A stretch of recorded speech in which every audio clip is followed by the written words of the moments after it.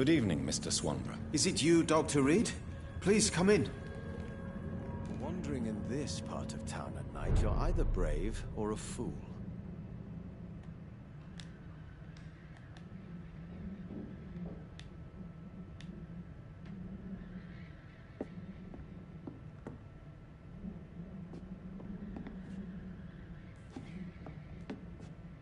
What can I do for you, Doctor? I have found the secret laboratory, and I have the formula. And the author of the diary, did you meet him? Yes. He was badly disfigured. Nothing more than a beast. And I cannot guarantee it wasn't connected to his experiments. I don't care. Give me the formula, Doctor. Here it is. But please, be very careful. You're entering uncharted territories here. This is what science has always been about, Dr. Reed. Thank you so much. I can't say it's been a pleasure, but we're both scientists, and I am grateful you asked me to undertake this search for you. I have something for you, then. It is the most precious thing I have to give. Even more important than the Swanborough secret recipe. There is really no need for payment. Please have it, Dr. Reed, I insist. I'm sure you'll find it more useful than I would. How is the sanitary situation evolving in Whitechapel these days? I hear them hissing and scratching at my door every night. The sick made mad by the fever. But these walls are thick, and my lock is solid.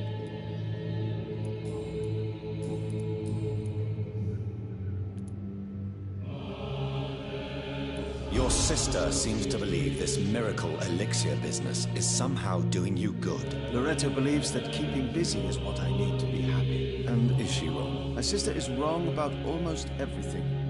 But as long as she thinks she's in charge, she can be nice.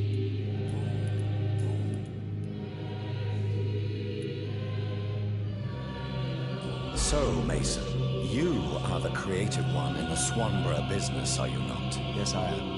I am the one who invented and improved the family recipe. And you do it all by yourself, blind and isolated in this laboratory. My eyes may be useless, but my brain is still sharp. Once a chemist, always a chemist. Mason, why would you waste your skill and knowledge on crafting snake oil and fake drugs? But this is my only opportunity to continue practicing my art. By giving false hope to desperate people? They all see me as disabled and useless. I'm sick of their pity.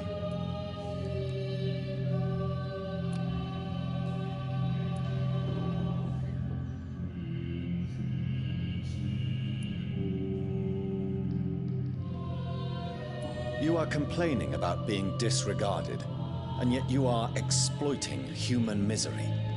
You're pathetic, sir. Some honesty at last. Thank you, Dr. Reed. Hypocrisy is the worst disease. And what else have you learned about me, Mr. Swanborough? I know you assisted Professor Carell in France, and that you invented a new blood transfusion method based on his work. Yes. Those were frustrating but exciting days. Yes, the thrill of research and discovery.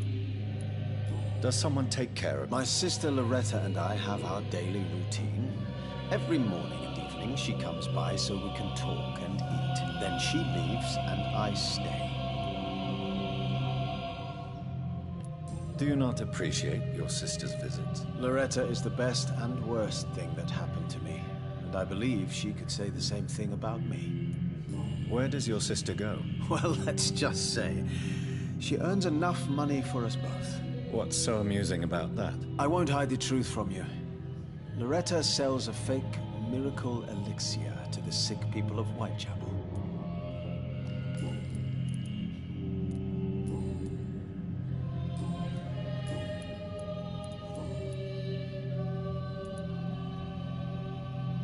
Is your sister using you and your skills for her own profit? I've lost my sight, not my wits. Loretta couldn't manipulate me in a million years. Are you sure about that? You clearly depend on her. Let me be perfectly clear. I came up with the idea of the Swanborough cordial. Loretta needs me more than I need her. Goodbye, Mr. Swanborough. I'll leave you now. What kind of gentleman pays visits to people at this late hour?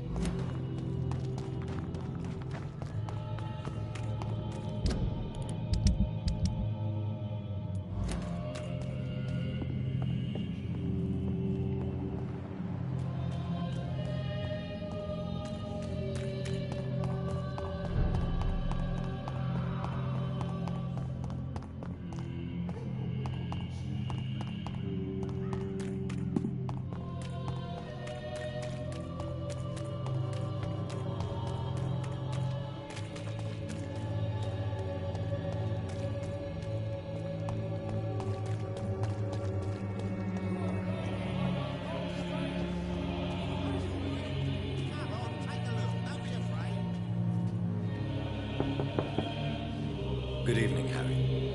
May I come in? Sure. Sure. Even my dreams are soaked with gold. So, may I ask you a few questions? I'm not bothered. What could be worse? Do you need any medical help, young man? Yes, I do. I feel so tired. I don't know if it's the epidemic, but everything's so hard. You'll feel better with this. But you need to get a grip, young man. Medication alone won't cure melancholia. I'm not sure I'm happy with the idea of living longer in a world like this. But I thank you for your concern, sir. Goodbye, young man. Take care of yourself. Even my dreams are soaked with gloom. Get a grip on what? Hanging up my father's business. You need to get a grip. On what? Hold firmly. Hold on to something.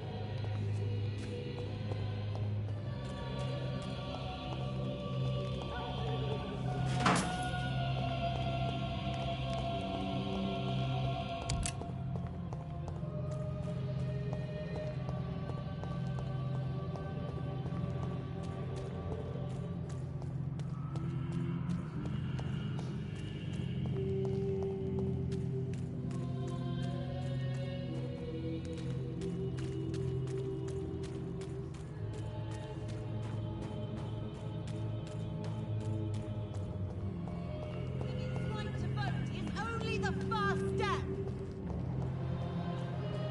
towards the equality between men and women.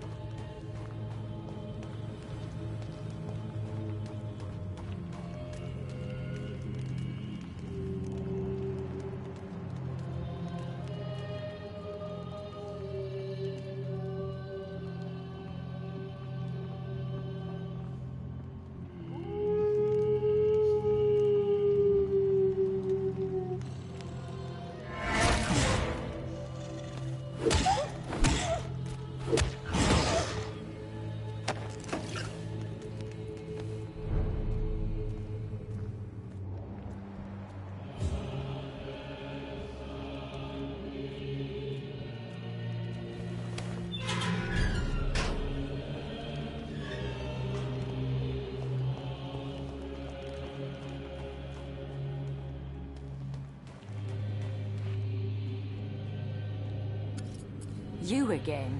What do you want?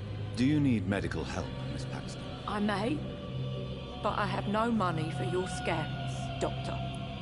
I don't charge patients. My scam is much more subtle than that, Miss Paxton. All right, then. Yeah, thank you, Doctor. But don't think I take you for an ally of the working class. Well, I'll leave you for now.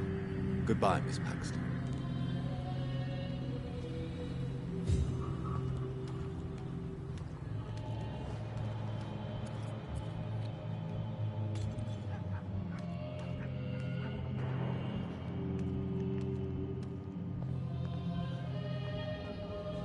Glad to see you again, Mr. Reed. Do you need my medical attention, Miss Paxton? I can keep going, Dr. Reed. Of course you can, Miss Paxton. But I wouldn't recommend it. Please, take this. You will feel better. Thank you, Dr. Reed. Thank you. Really. Goodbye, Miss Paxton.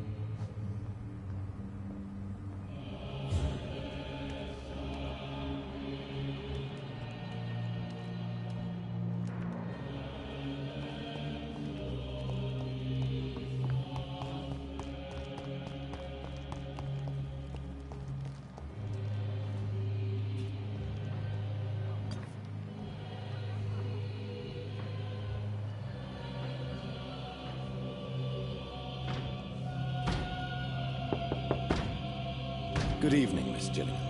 May I come in? Of course, of course.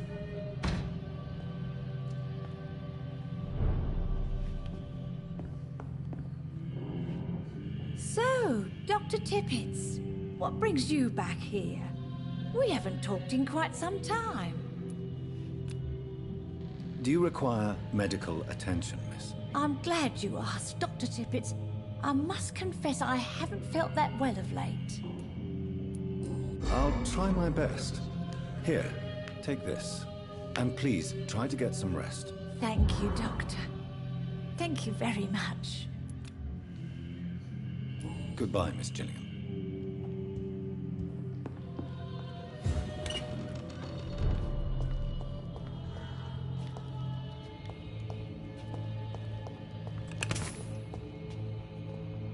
I'm not... Good evening, young man. There's no need to call me that, Dr. Reed.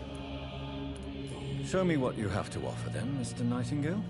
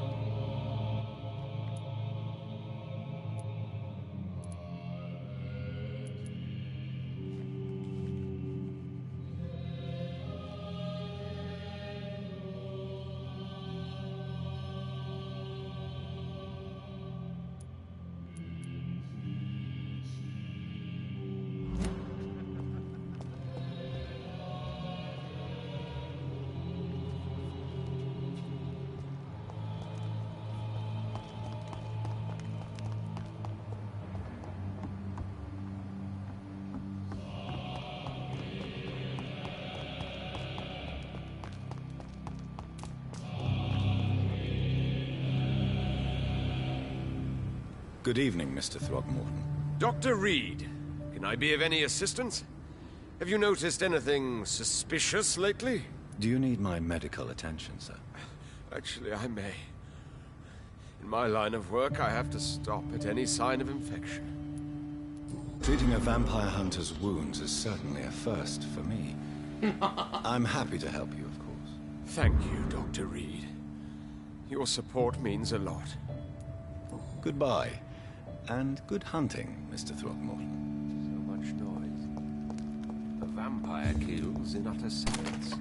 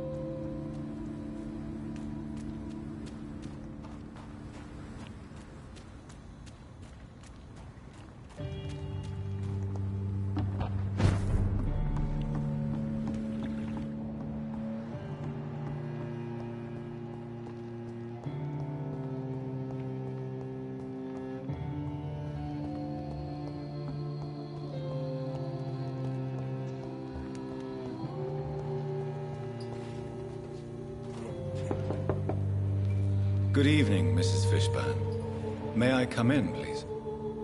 Of course. Dr. Reed. Does grow eyes in the back of that head, sir. Gentlemen are easy targets in these parts.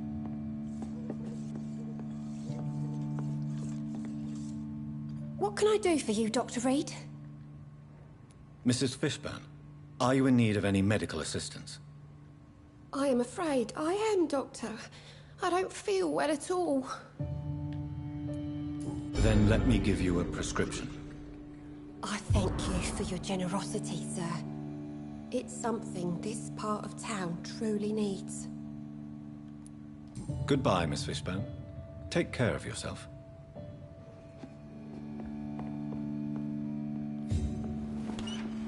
Please don't stay too long, sir.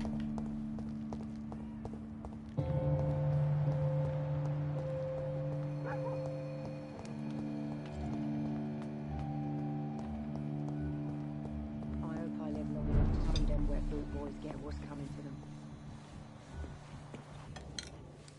Good evening, Mr. Delaney. What? Oh, you're... Goodbye. So few clients. Are they stupid? Epidemic, no one dares go outside. You still working at this hour? That's what I call dedication. Do you require medical assistance, Miss Cavendish? Don't feel so good if you have to know. I knew that keeping the bar open with the epidemic wasn't a good idea. Take this, it'll help. Perhaps you should think about closing the Turquoise Turtle for a while. Tom always said we've got to keep the doors open. But thank you, Doctor. Goodbye, Miss Cavendish.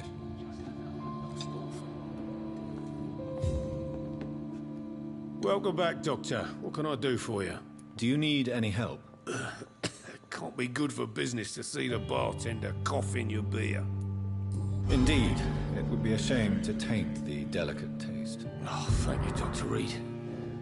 My customers and I, we all thank you. Goodbye, Mr. Watts. Times like these, a good drink's just as... I see some shit like that. I'm not eating there or drinking there. Anything. No, Are they no. stupid or something? Just no. I've never even been to India. Good evening, Mr. Delaney. What? Oh, you're that doctor. I found the location of the explosion, Mr. Delaney. I placed a flower for you where it happened, just as you asked. Really? That's so kind. I never thought someone would... Well, thank you, Doctor. It's nothing, really. And I'm sorry for your loss. What? No, I didn't know them. No car was supposed to park there that day. Stupid bastard, why did he park there? You're the man who hid that bomb. I don't want to talk about it. Leave me alone.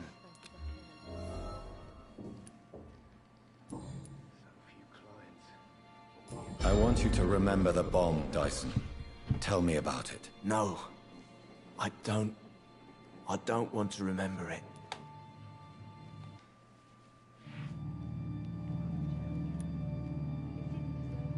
The victims. They were not the target then. I spent so much time figuring out the perfect moment. I used a short fuse. No car had ever parked there. They all died. No, Dyson, they didn't all die. I met a boy who survived the explosion. I never heard of an injured boy. Not a scratch on him. I suspect he wasn't in the car when it exploded. In the car? You mean? Yes, Dyson. You killed his parents. Why tell me this? I don't know. Perhaps one day you will talk to him and tell him the truth. Who is that boy? How can I find him? That's easy. Most of the time, he's in the same place. The place you never want to go back to. Why use a bomb? What were you trying to destroy? Dawson and Dawson Ammunitions Factory. Symbol of violence against me. My group wanted to destroy it to send a message.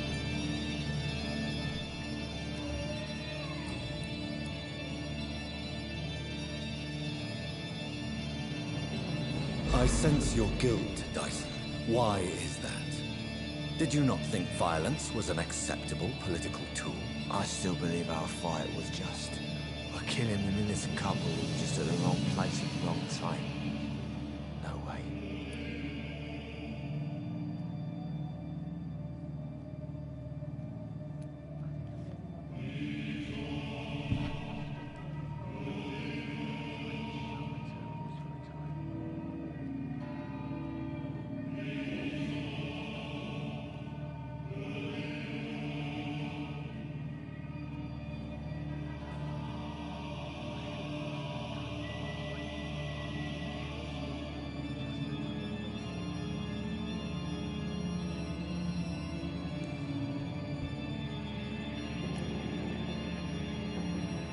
You are guilty and you deserve no compassion. You chose the weapon of a coward, and you run away from the truth. I know. Maybe I deserve judgment. Until that day, I'll just be dicing the drunk, not dicing the murderer.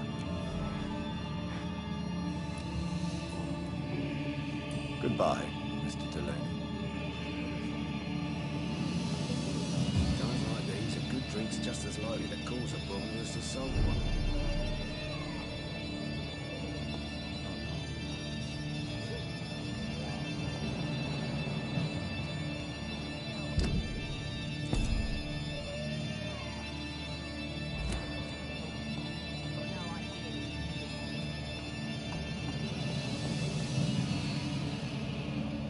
Good evening, Miss Colt. Hello again, Dr. Reed. What do you want? Can I see what you have to sell? As long as you have money.